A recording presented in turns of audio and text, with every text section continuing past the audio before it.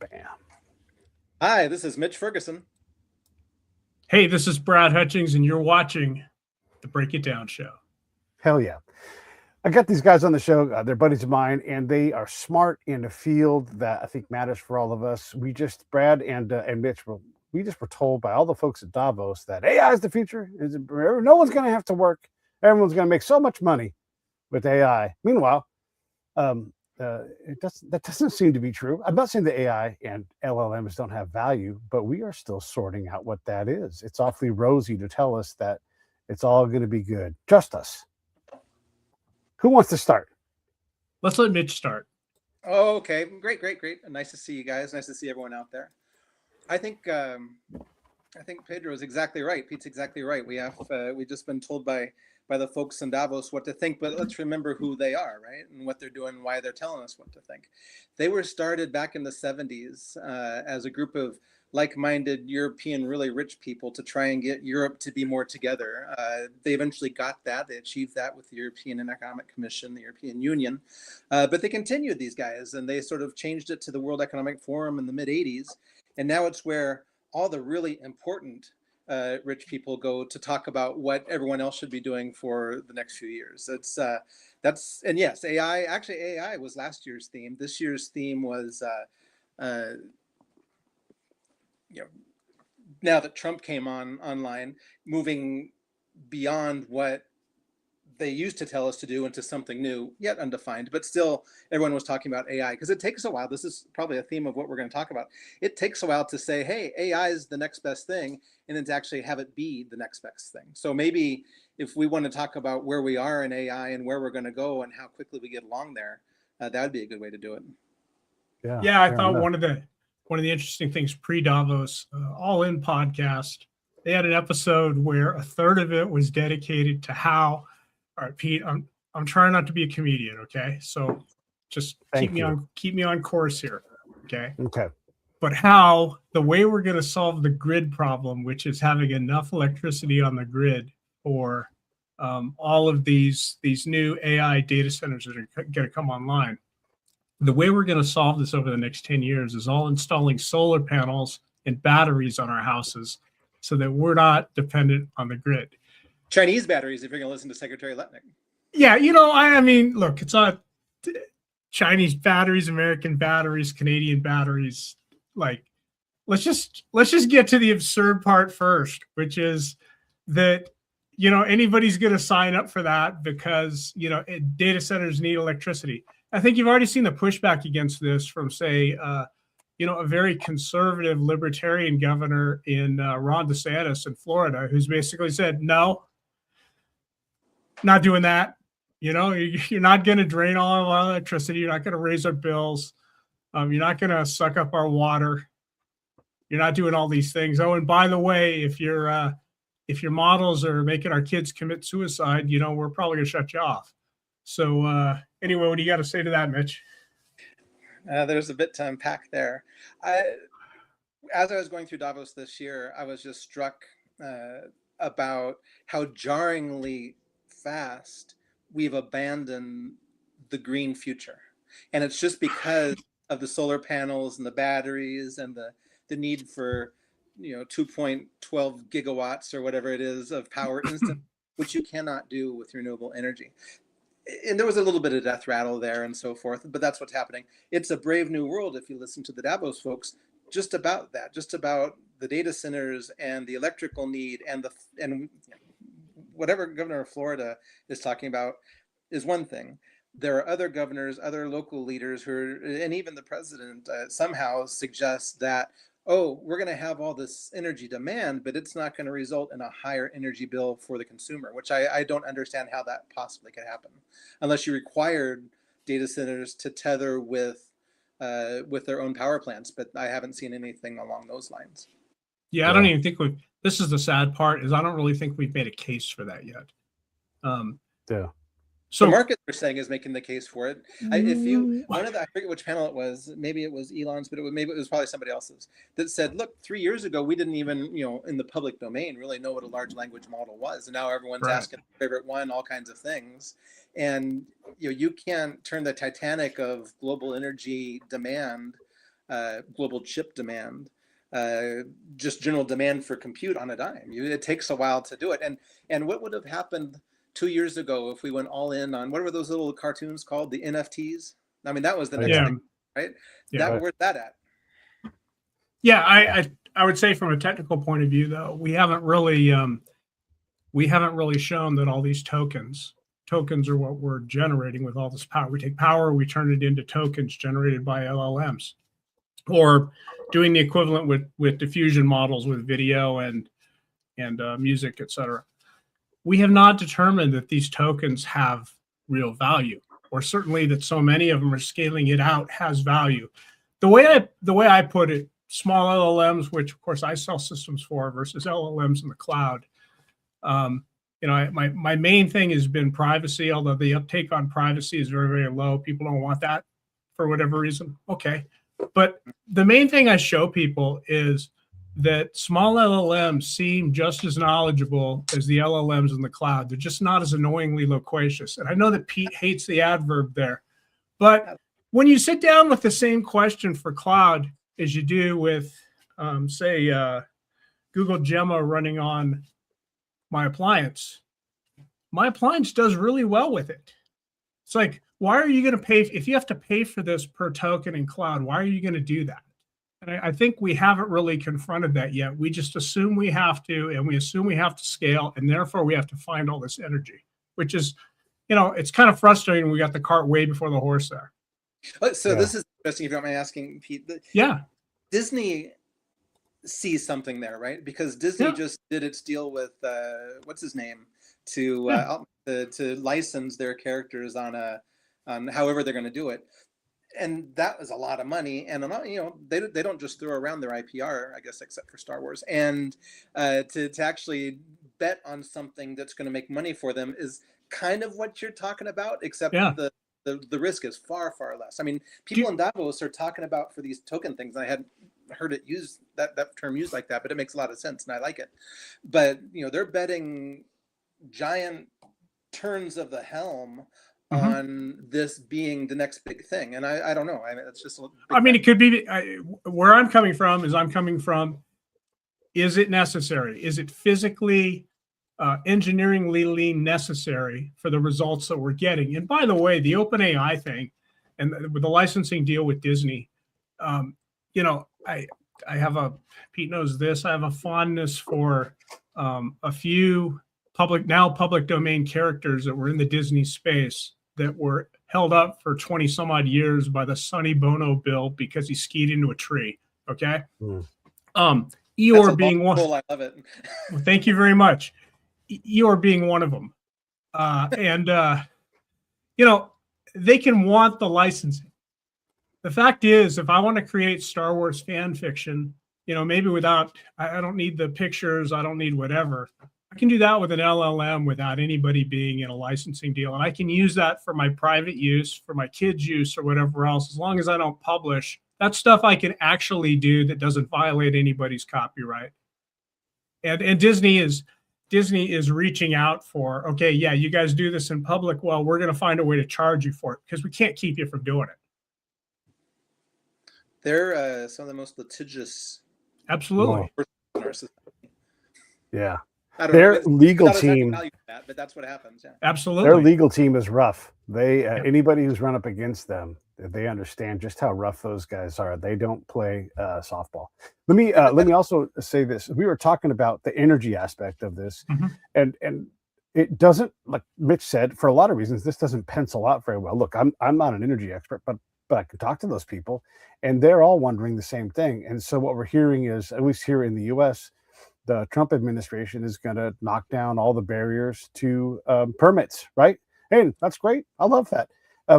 That doesn't work for me. You don't get to drill off the coast of Santa Barbara yet. That's for sure. I certainly, and I can't just throw up some solar panels on my house and be left alone to do that, right? Like, that's the really funny part of the solar plan. Everybody, 10 years, every homeowner puts solar panels on their house in order to get off the grid. So this would cover basically 2/3 of households in the U.S. You still don't have the third that are in multifamily homes or condo type units where, ownership of the space to put on the panels isn't so easy to work out.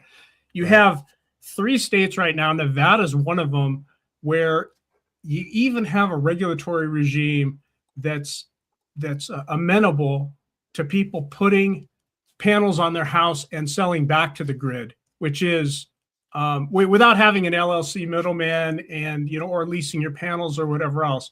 It's a complete legal disaster to even suggest that. And yet this is where we are, where this is a serious consideration, to be floated before we go out with Davos with, energy. We need it to make tokens. Crazy. I mean, what's the best energy source for this sort of thing? I give you a hint. It was shamed into almost non-existence in the 80s. Yeah. And that's your nuclear. Right. That would be great if we spun up, a few really big plants. Right. People have to understand how big gas plants are and coal plants and those sorts of things relative to solar and so forth.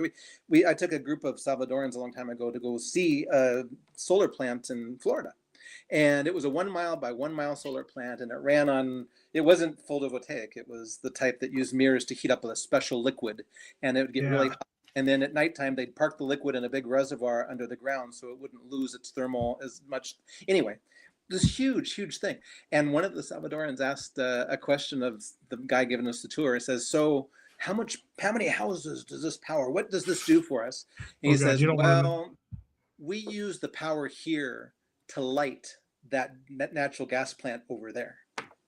Basically, the amount that they would generate was just enough to fire up the really big plant that they like to use. So we're a ways off. We used to have one of those in the desert, right, Pete? Yeah, we still do. We still do. It's still there, but they're decommissioning it. It's obsolete. All the birds. Yes. Yeah, because it kills a lot of birds. That was different. They just boiled water on top of a tower. That was like the old railroad steam things, right? They just put some mirrors pointing at it. It's fascinating that was. And I believe if you are riding on a motorcycle, you will feel that it's physically hotter as you drive through that part of the desert. And that's just my perception of it. It's also just unsafe because I found myself shaking my fist at as I drove by. But generally, you need to grab on with. Well, let me just, and if anybody says this is crazy, I think Mitch may echo this. When I lived in Vegas, when you drove by Wayne Newton's house, it was physically cooler because he has a garden, a jungle back there.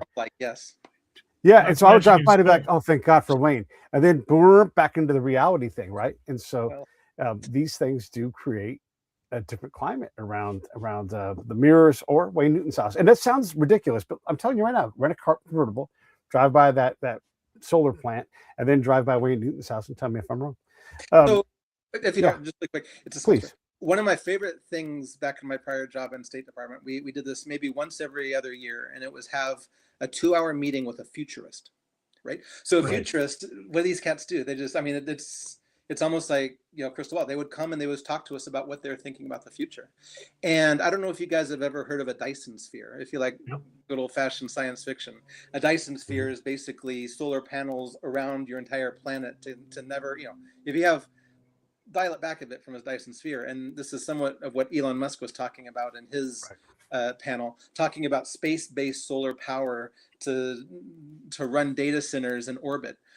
Once you start talking about solar in that scale, you don't have to worry about batteries. Obviously you have transmission issues, but that's the kind of future stuff that if people are serious about powering AI and wanting to do it without nuclear and without whatever else we don't like, you got to do it that way. Right. Yeah. And let's not forget though, you still have to scratch apart the earth and use carbon-based energy to get the things out of the earth to get those solar panels up into space. Like there's no free ride, and that cost would be significant. And then those things are going to deorbit because no one wants to put them too far out because that gets expensive and hard to control. And so there's always these other ends of these things. It's like when the train people talk about how efficient trains are.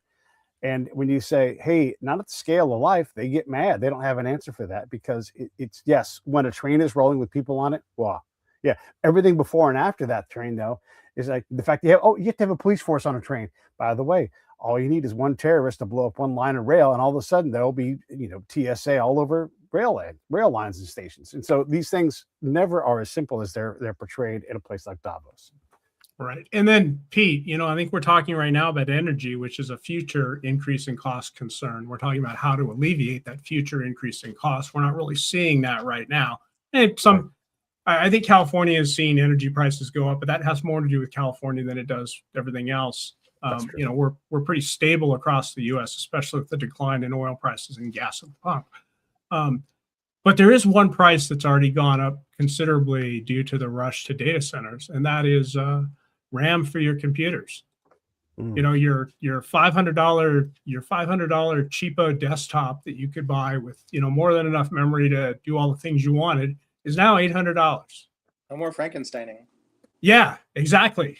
But we have the RAM prices for RAM chips for RAM boards that you would put into a computer that has sockets for them have more than doubled, in the range of DDR4 and DDR5 in the past 8 months. And why is that? It's because all of the RAM is being directed to data centers. The biggest consumer distributor, which was Micron, they used to sell through a site called Crucial.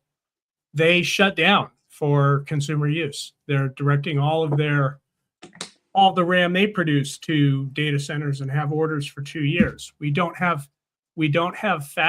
fabrication to keep up with demand. What you just said is extremely important. Extremely important. It's not just that we have a crisis of cost now. We have a crisis of cost for the next 2 or 3 years. They've bought all the apples at the store. If I want to make a pie, there are no apples this season, nor next season, nor the season after that. So if I want to make an apple pie, I'm in trouble. Right. And this gets back to the point I was trying to ease in earlier, which is, do we really need to do this stuff at scale to get the value we're actually getting out of it? And I think right now, what we in the AI industry, if you will, the software part of it, are doing is we're trying to come up with reasons. We're trying to come up with applications. Our favorite application right now is that we're going to replace all programmers with what they call vibe coding, which this is a topic Pete and I are going to discuss sometime, but it's not like programming like programmers did. Programming like programmers did, there's a lot of art to it. There's a lot of craft to it. There's a lot of knowing in your head what's going on with a huge system that you're like, oh, that happened. Okay, it's over here. It's like you know your way all through it versus, okay, I'm going to tell the computer what I want, and it's going to spit back 20,000 lines of code with what I want. There's absolutely no way I get my head around that. There's no way I understand what's there. There's no way I know how it's organized. And that's vibe coding. It's a lot like, building, say, custom wood furniture in your garage versus assembling flat pack from IKEA. And if you're doing the flat pack right, you're drinking, because it's not a challenge if you're not drinking. How many times have I had to undo the flat pack and turn one thing around? Yeah, no, pretty much everybody. Now imagine that at scale, and imagine that you have somebody like Dario, what's his last name? The guy from Anthropic, Dario, saying that currently 60% of his code is produced by Claude Code, which is their entry product into this.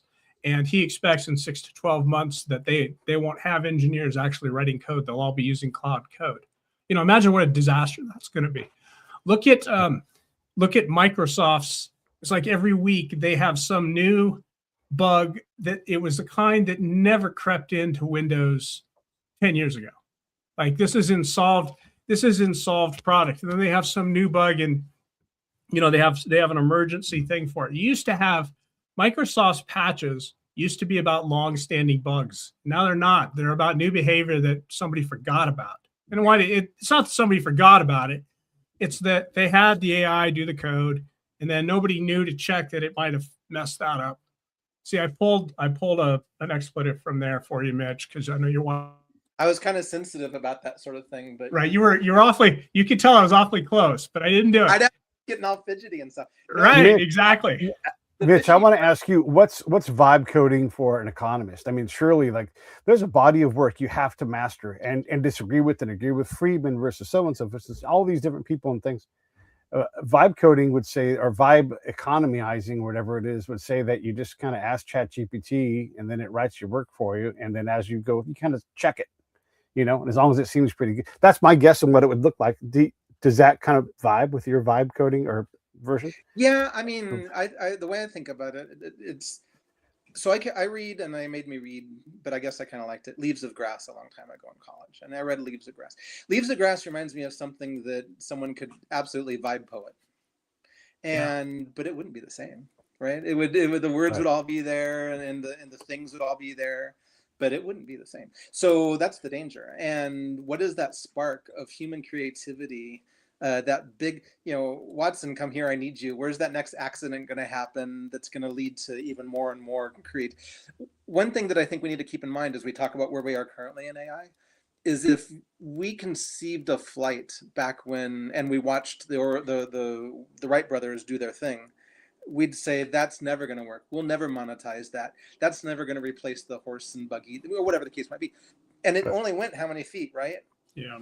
Well, how many years later were the jet planes doing car? So there's a big fear of missing out on that. And the question is kind of like it's just like the internet bubble in a way, except the internet bubble didn't require bajillions of dollars to make energy and data centers to take a risk. You just had what I'd tell you there is don't worry about missing out. And here's why I would tell you don't worry about missing out is because 3 years ago when ChatGPT debuted, they debuted with running this algorithm with these LLMs. And what the algorithm does is it's called the completion algorithm. And what it does is it has a model over here, which is a bunch of weights. And it has your input. Your input is the context window, although you may think of it as your prompt that you see. That's sort of it's kind of an illusion of how a context window works. But that's all right. We'll grant that we're using chat. And what it does is it creates an answer, one random best enough token at a time, given the statistical model that it has. Now, these statistical models have grown. They've actually shrunk. Like I have one I can run on. Do I have the box here? I don't have it in reach, but Pete can tell you the box is it's no bigger than my phone, right? I can run it on that. It runs the about same. This size right here. That's it. Yeah, that's about that size. About that size, right? Yeah. I can run that same algorithm that they run on ChatGPT today, or they run on Anthropic today, on that little computer. It doesn't run as fast, doesn't run as big, does the same thing. And that ain't changing. That's the reason we run that model, by the way, is because it just so happens that it runs kind of fast on CPUs and it runs blazingly fast on GPUs, on technology we already had. It's like we had this opportunity to do this, to run this algorithm. Everybody's like, well, why wouldn't you come up with an algorithm that was more programmable for our ethics and what we value? Well, because that's not what it does. That's not what's convenient to run. So that's the trolley lever, right? That's people worry about the Teslas. And if there's one person walking across the street and a school bus over there, which way is the trolley going to go? I think it's really problematic to consider the ethics behind how these models throw that switch. Yeah, we don't have another candidate algorithm right now.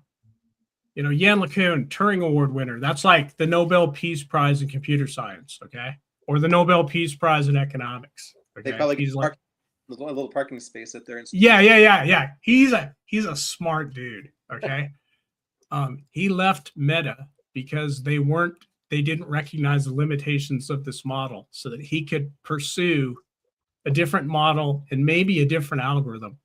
But he doesn't have any hardware that can run his different algorithm. It doesn't. This works because we can process vectors quickly. They call them tensors. That comes from Google's work on this. But this is why this works. It's because we can do this quickly. The reason, a lot of the reason that you guys get caught, well, and I mean by you guys, I would just say people who are enthusiastic about running this in the cloud. Okay, there's two reasons why people get caught up in this. One is it's the chat is always telling you how cool you are. right? I mean, you tell your buddies, okay, back before anybody had wives, okay, or girlfriends, you tell your buddies the stripper's not into you. And Pete, our buddy Will would say, might actually be into you, but he brings statistics and whatever to qualify that. Will Riley. Yeah. But you might say that to your buddies. Stripper's not really that into you. I would say that to you if you're caught up in chat. Okay, I can actually demonstrate the illusion for you. I've done it on the Break It Down show. I've demonstrated how the illusion works. It's not an entity chatting with you. It's completion with stop words. When you see the trick, you're going to be like, hey, remember the time that 3-card Monte guy got us in the street in Las Vegas? Okay, I feel that violated right now that I know this. I've seen this reaction with people because I do this reaction with people. I show them that much of AI that they see and they perceived it's magic, it's illusion.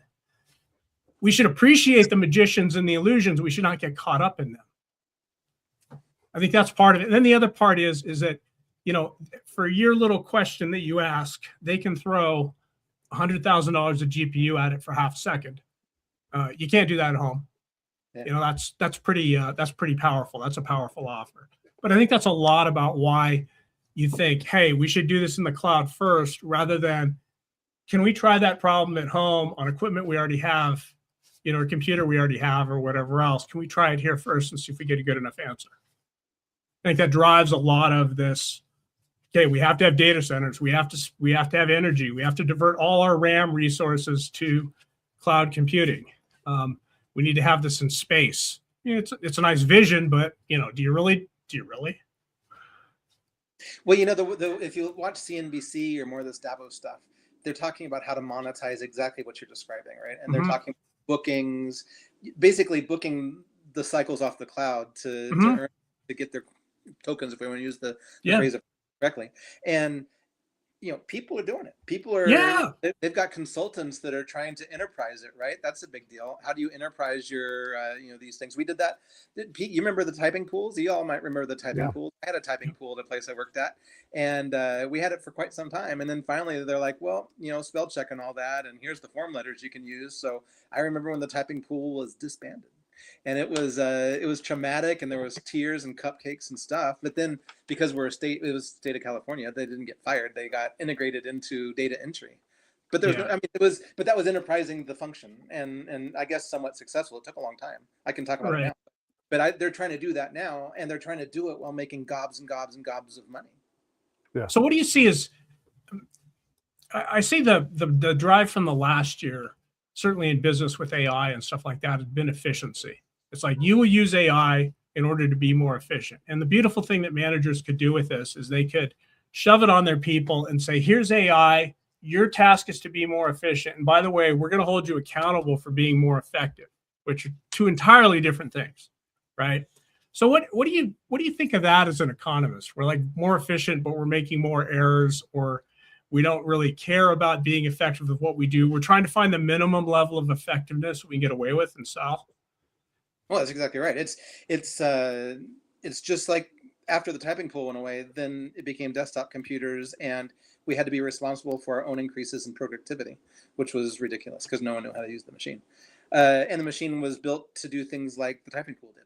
So now what they're going to measure, whatever you're talking about, they're going to measure it through individual productivity gains across economies, right? So they're going to, and all that is basically output divided by amount of, capital that you're using. And by capital, I mean labor, and finding out how productive each unit of labor is. And they're probably going to find large increases to it, but maybe not necessarily because of AI itself, but from various other things. Who knows?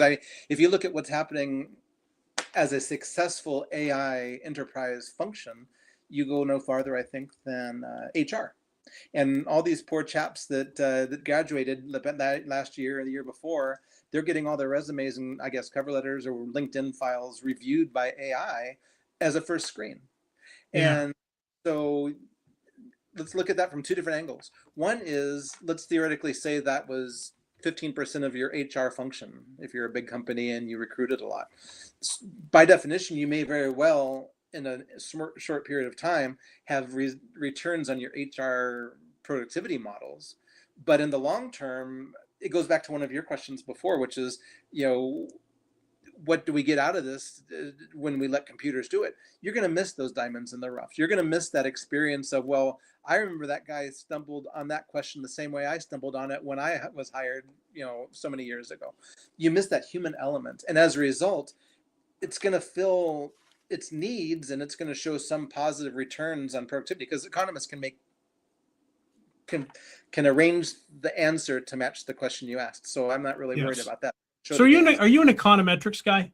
No, I mean, I use it, but I'm more of a historical sort of economist. Okay, so you would probably dig this criticism, which is in the tech space and in the software space, we've really adopted this thing over the past year or so called 10xing. Actually, I would say it goes back 5 or 10 years. You can 10x yourself by doing this and this and this. And what it sort of relies on is the variability in productivity among programmers. It goes back to an IBM study in the late 70s. I forget if the number was 28, 40, or 42. It strikes me it was one of those.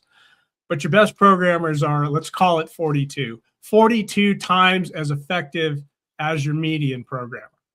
In terms, any way you want to measure it, source lines of code, products shipped, whatever else, you're going to find that it's always 42. Okay, whatever. The spread on the right side of the tail, is it's very, very wide in terms of productivity. It's very tall in terms of productivity, in terms of the measure.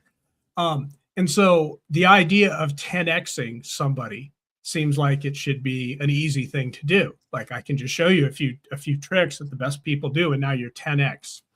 And so everybody's 10xing themselves with AI right now. Mm-hmm. And yet, okay, and they'll find measurements for it. They'll find, commits, to projects. They'll find documentation lines, source lines, whatever they want to find. They'll find it, and they'll support that number, right, with those. And yet, at the end of the day, are we actually getting better software out the door or more software out the door? And the answer is no. So somewhere in here, our 10xing is getting 1/10. Something is 1/10ing us, right? So, I mean, if the math works out, but maybe the math doesn't have to work out. It's probably not a zero-sum game, but I take the importance of the time frame of observation, right? Because you can 10x, and that's what's happening with some of these enterprise things. They're 10xing or whatever xing now, but trolley switches won't be thrown. Wrong people are going to be hired. Leaves of grass is going to be more boring than otherwise, and it's just you're gonna end up with a pile of shit. Yeah. Too late. I'm sorry. It's all right. You did it say first. Pile of shit. You can point at a shit pile and say that's shit. Pete, the problem wasn't your podcast. The problem was his house. One of the things that I heard that was a pile of shit at Davos, because look, this goes back to like our time abroad, Mitch. We hear these things said, and was it Jensen that said? One of these guys said, "Oh, AI is going to be great. Your doctors are going to do more doctoring and less looking at X-rays." And that's always. That's always bullshit. When you hear that, it's never that way. The doctor will be told to do something else. They'll have to do more process work on insurance or whatever it is. Go show me a doctor. It's like, well, man, I just talk to patients all day long now. And that's not how it's going to work. It's not, because there's a secret sauce thing in our country that's going to help mitigate that. And it goes back to a word we used before, litigious. We're a very litigious society. Yeah. It's going to be the doctor's butts and the hospital's butts and so forth when the AI throws the wrong switch. Especially when your token lied to you. It didn't lie to you, but when you believed the token that wasn't there to tell you the truth. Well, see, this is you're more efficient, but we're gonna tell you to be more efficient. We're gonna hold you accountable for being more effective. Which, again, if you can if that's the game that you can pull, is put that on your employees, put that on your contractors, good for you. That's a hell of a game, right? I mean, that's the game I want if I'm managing something. Make you responsible for doing it quickly, and then hold you responsible for doing it badly. Like, it's perfect. This quick pause though. We'll go to maybe Moore's law, right? That thing where the chips keep doubling all the time. Yeah. And it's forever. Is that malleable as well? Can you, if you 10x your chip in January, are you 1/10ing it in March somewhere? Or is it a purely human issue with the intersection and AI? I think Moore's law is held because those are actual physical and geometrical. They're physical and geometrical things that come to bear on power of computing, which is measurable in terms of how long an instruction takes, how many instructions you can run per whatever, how many instructions you can run for X dollars or X space or whatever else. We still measure that. We're not making up metrics for Moore's law. Moore's law is still going. Right. I mean, what are we at 3 or 4 nanometers right now, and still people think we can do it at 2. Could you imagine being at this like the day after they just calculate, hey, congratulations, check, next. Yeah. Yeah, but I mean, those are physical things. I think one of the is we're pretending that that this efficiency we're getting is effective, that it is doing something for us, and we're not proving that yet. And I think that's where the hesitance is to go all in on energy. It's where the hesitance is to go all in on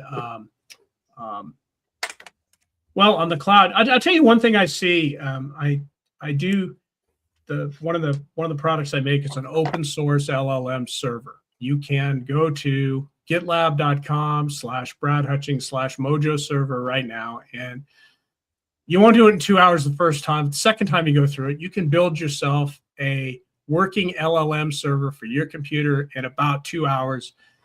If you're okay with the command line, you don't have to be an open source wizard or know all this stuff. I took a lot of time to write good instructions so regular people could do it.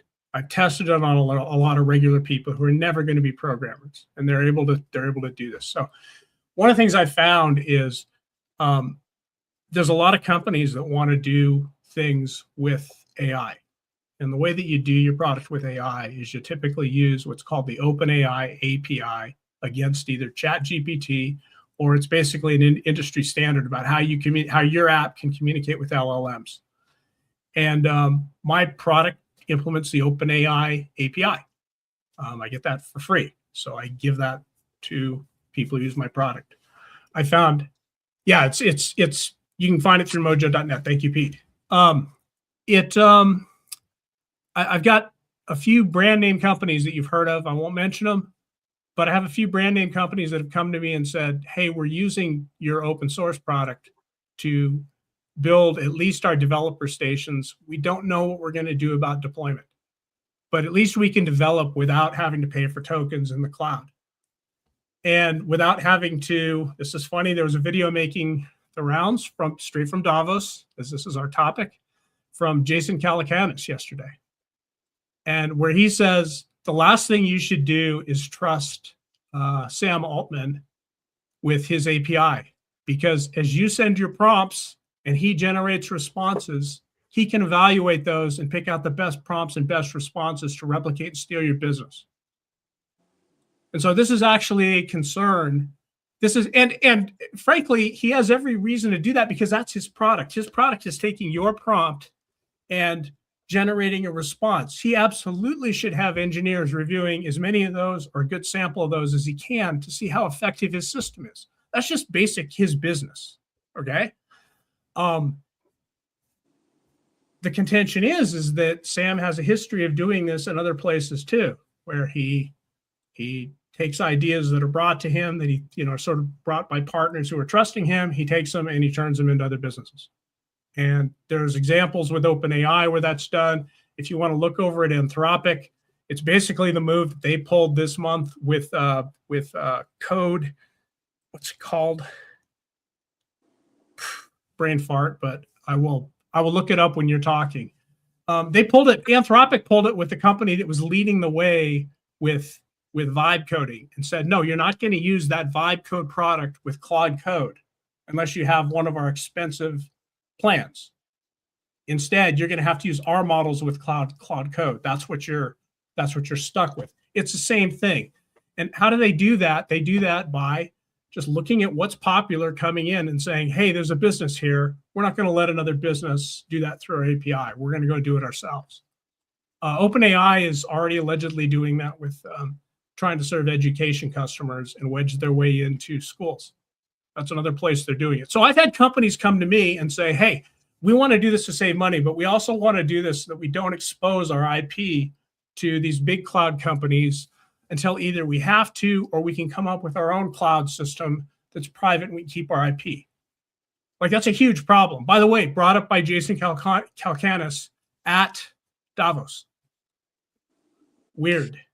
I mean, it just opens up a whole can of worms. I mean, that's a problem to keep you up at night. Another problem is, how do you regulate it all, right? How do you keep governments from, or if you, I mean, you look at it different ways, right? If you're a government, how do you make sure that people aren't chatting the wrong thing? How do you make sure that they're not creating, the next Wuhan virus or whatever the case might be?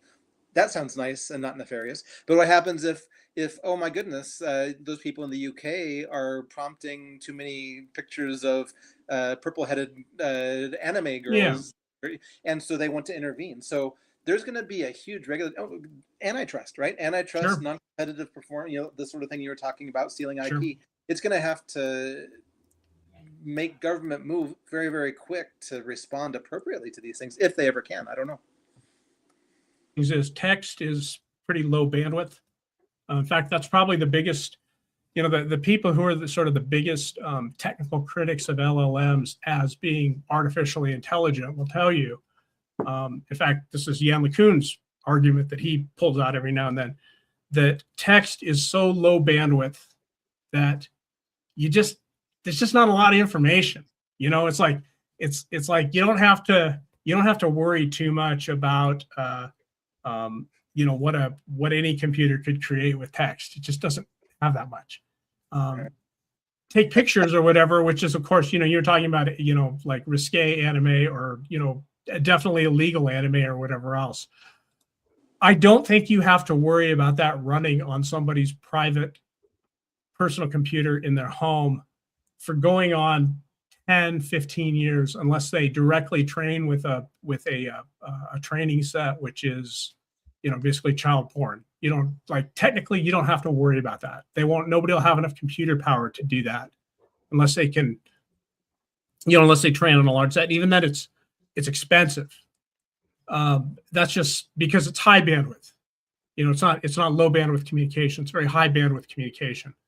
So you don't have to worry so much about that. So you wouldn't have to worry. Your regulators wouldn't have to worry about, looking at what people do at home or whatever else. But, with text generation, I mean, you got the problem of, okay, what if maybe we should regulate word processors because somebody might type a story that's too nasty. Hey, I want to take us back to Davos and talk about some of the finance stuff because, look, I get excited when Howard Lutnick talks about being the hammer and getting deals. I hear Carney making his speech and people saying it's the greatest fucking thing since Winston Churchill and all this other stuff about how we're going to either continue with globalization or globalization is dead.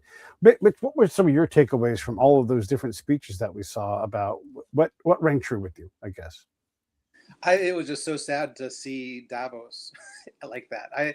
When I was working in the international trade space, it was like the sun would come up and go down in a very regular fashion, not unlike the World Economic Forum and even the United States, the multilateral trading system, would bring order to chaos. And that was during the time I was a professional. That was what we were all out there doing. We were out there signing NAFTA, signing CAFTA.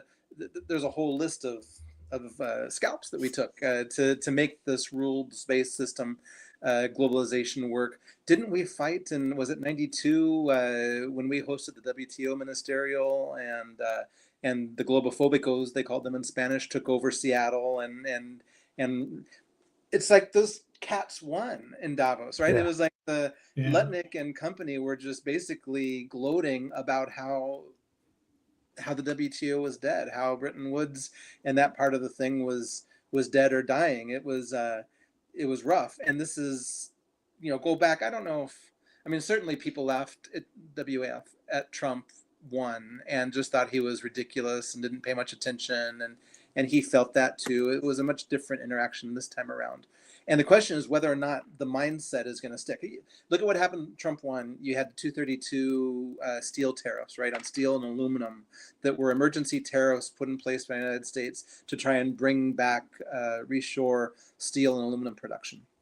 Those didn't go away in the Biden administration. They stuck around. Why? Because it was working. And I just, the way I saw the Davos interactions, it was a whole lot of keep your powder dry because we're not sure how much of this is going to stick. They want it all to go away. The Carney thing was just like, you know, blah, blah, blah. None of this stuff is happening. And we're going to go back to the old way of being friendly and all this sort of stuff.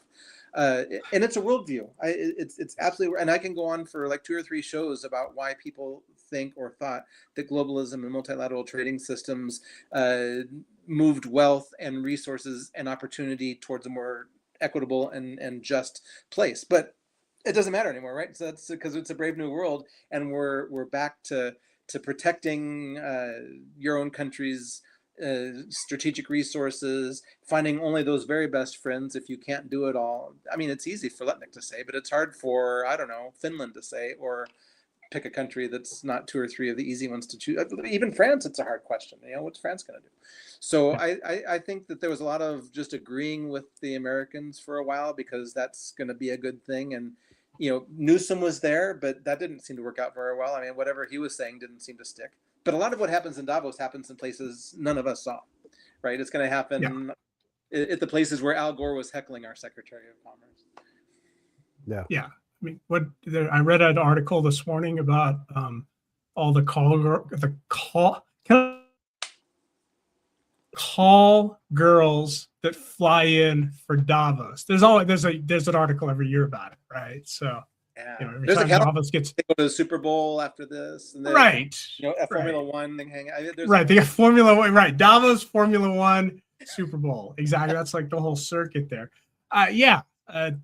One of the funny memories you just brought up with me is when did NAFTA come in? 92, when we were debating it, right about then. I had a debate with someone at UC Irvine in, you know, sort of the political circles there. Navarro? No. I mean, I'm just a grad student at that point, or a regular student. One of the two, probably a grad student. And one of the points was, why does NAFTA have to be 1,800 pages? So I'm like, okay, if that's your point, fine. I'm going to get a slide projector, and I got it hooked up to my PowerBook. I can do that. And we're going to show you why it's 1,800 pages, because every page is the same page. It's all boilerplate. Like I did that with my eyes because that's the face I did in the debate. You have to have some boilerplate to make this stuff work. It turns out it's 1,750 pages of boilerplate. And then if you just read the 50 pages that aren't boilerplate, it's actually really reasonable and really good. And probably the most unreasonable thing that you can find is that we tried to do some weird trucking regulation to keep the bad drivers off of our roads. Like that was it. You know, our mindset has changed considerably since 1992. I mean, that's, I was of course, you know, very optimistic in that time. And I hate what Trump is doing with tariffs from an economic point of view. I love that, for instance, you know, as we build up a bigger war force off the coast of Iran than we put in place for Iraq 1 or Iraq 2, that he can say, okay, here's our track record, it's tariffs. If you do business with this country, with this regime, with this Islamic regime, we're going to slap 100% tariff on what you're doing, in addition to what we're doing. From that point of view, I'm like, I hate these things, but damn, this may save 50,000 U.S. lives, like for real.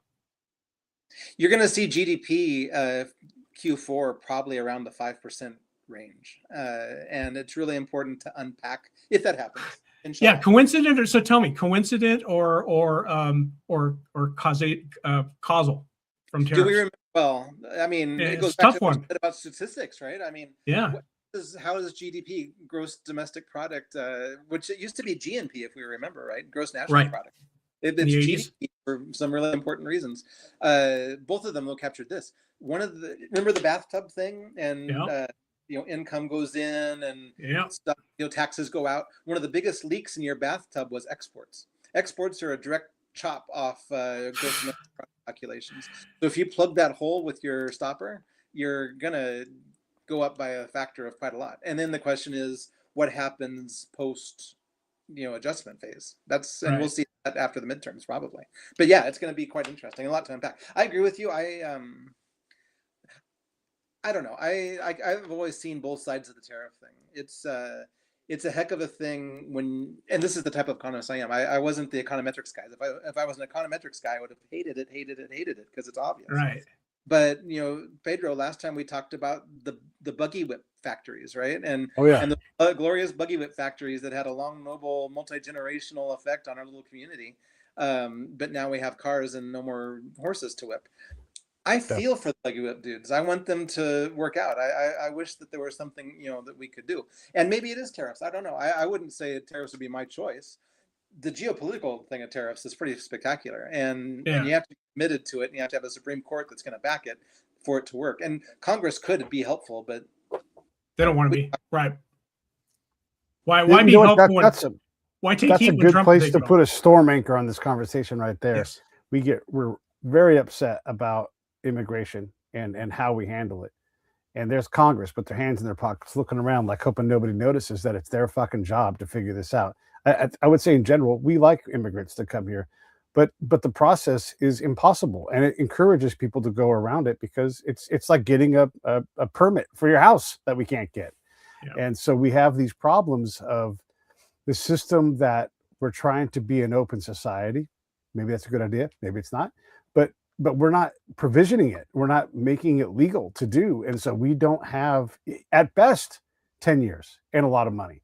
Right. And so they haven't figured that part out, and they can't get along good enough to get anything done. So the president is forced to do everything, and then they lead by fiat. And I don't know that I like that either. So okay, so check this out. It's a very small insert into this that I was thinking about today, and maybe it's fortuitous. Yeah.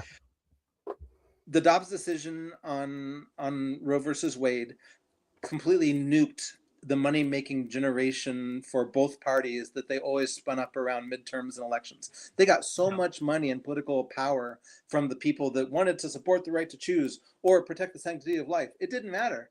There was an incentive for people of all parties to maintain that status quo. Same is true of immigration. I mean, the pros and cons. Okay, so then Trump, who didn't really give a shit, is like, I'm going to appoint justices that are going to nuke it, and so it was. Who's heard of abortion as a political theme that generates tons and tons of money and voters over the past couple of cycles? It did for a little bit, but not anymore. It's gone. It's not going to come back. Same would happen with immigration. That's why they're not doing anything. It's problematic. That's another 3 shows we could do. Yeah. And Pete, it's funny. But who's holding their congressional person responsible? Everybody wants term limits, but nobody wants to simply vote their person out. You can do it's like that.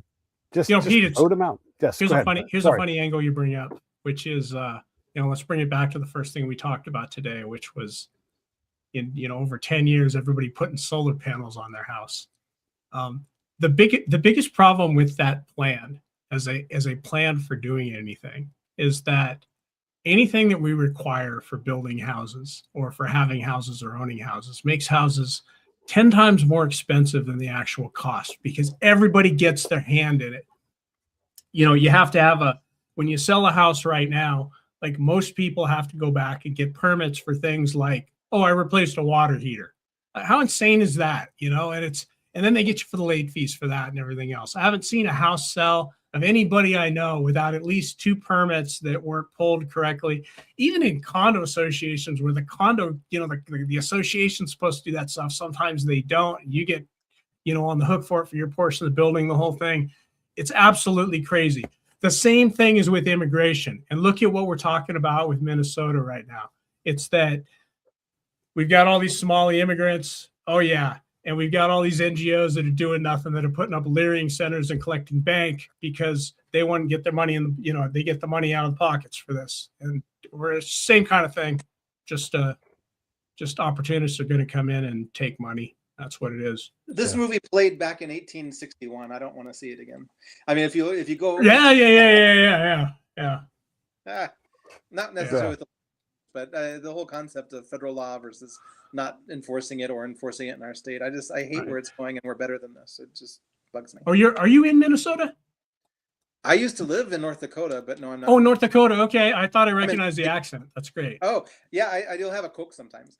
That's awesome. My mom was born there, and her family, or at least my grandmother's family came from North Dakota. So we've been at this for almost an hour. Yes, fellas. I want to figure out what we want to get into the next 5 or so minutes so we can wrap this up and everybody can go have their dinner instead of being here watching the Break It Down show. By the way, thank you everybody for watching. Yes. Always great when you subscribe. I'm supposed to ask that. Do you guys know that you're supposed to subscribe to things? Well, here you go. Here's an opportunity. So, all right, 5 minutes left. What do you want to get into, Mitch? I want to know how long all this is going to stick on the wall. It's been thrown on the wall. How long is it going to stick? Or is it just, as they say in Spanish, pasajera? Is it something that's just going to pass us by? And by this, I mean moving away from the multilateral globalization trading scheme and into more of a protectionist thing. Is that going to stick? Is that going to last beyond the second Trump administration? And what's going to happen at WEF after that? And the same could be true of the AI thing. Is that going to stick? Is it going to? I guess I would suggest that the .com boom, a lot of people called it a bubble, actually did stick. Our lives changed considerably post 2000 whatever. Not necessarily because of the entrepreneurs that risked a lot of not their own money to try and make something happen, but just because the technology allowed it, the giant wave overcame us all. I wonder what's happening now in AI relative to that. So those two things. Is it going to stick? Yeah, I like those two. So the .com boom, the bust there was not every company that was doing .coms. The bust there specifically was bandwidth build out. And turns out that all the bandwidth build out, 10 years later, people in Vegas were thinking about, hey, how do we build data centers that look like casinos? That's what Switch is in Vegas. It's like, how can we take the local industry here and build, like, we can build these casinos in a year that are, 800 stories tall or whatever else. How can we build out clones of data centers? Like Switch figured that out, and they figured that out in 2010, and we're going to apply that now. I mean, that's what we're getting ready to apply. So there's those may be the overcapacity thing, all the data centers and whatever, and that may be what crashes is, do we really have a need for these? Do people really want to put their data in these data centers? Do you want central control of your AI data, of your AI? Do you want it, more on the edge? That's a question we're going to have.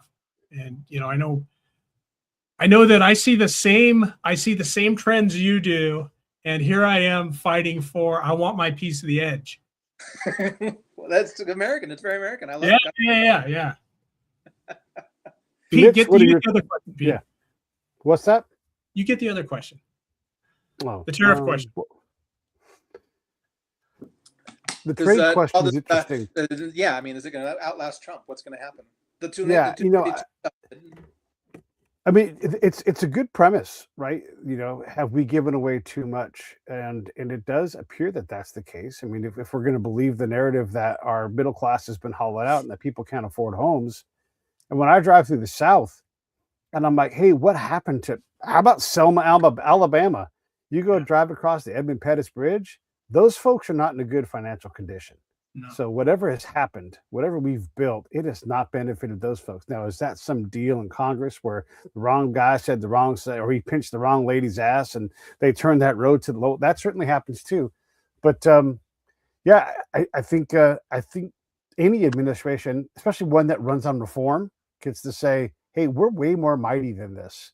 And folks are still going to make a lot of money. And Howard used to be right. When we do well, you'll do well. We'll all exchange things. If you can crack the Japanese market and sell our cars there, oh my God. You know what? I'm not all that mad about that. But will it work? Will it stay? No, because nothing's written by Congress. It's all going to be this crazy slamming left, slamming right, throwing people in jail, not throwing people in jail, and all this. It's a mess. And I don't see I don't see a North Star with all the stuff that we're doing right now, whether it's economics, trade, war. I don't see us going in a common direction, but that kind of is the case when you're in the middle of the walk. That's Pete, my in 1991, 1992, when we were arguing NAFTA, certainly on the Republican conservative side of things, there were paleocons, as we called them. And the paleocons, they reminisced about Teddy Roosevelt and tariffs. And okay, 1991 minus Teddy Roosevelt is like more than 4 score by my last, by my math. That's a long time ago, right? I thought a lot about that. Yeah. Yeah. That's a crazy, crazy thing. So we have come a very, very, very long way, a very long circle of 100 years, 110 years to get here, and I think it's like this brave new world of what's going to happen. Who knows? Yeah, I hear you, man. It's we used to crazy. get more states back then too. We used to get islands and territories and stuff. Yeah. Right. We trade money for land, damn it, It is amazing that we want the Virgin Islands if you're going to trade with us. $24 million. I just invented Panama. That's a Teddy Roosevelt thing. Hold on to that thought. We're early in the second term. I think Panama is going to go the way of Greenland, but we'll see.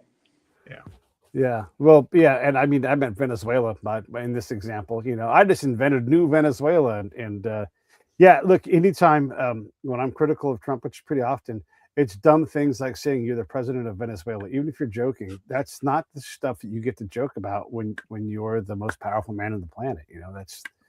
That's for private jokes, not for public jokes. You don't put plaques up that are denigrating the previous presidents.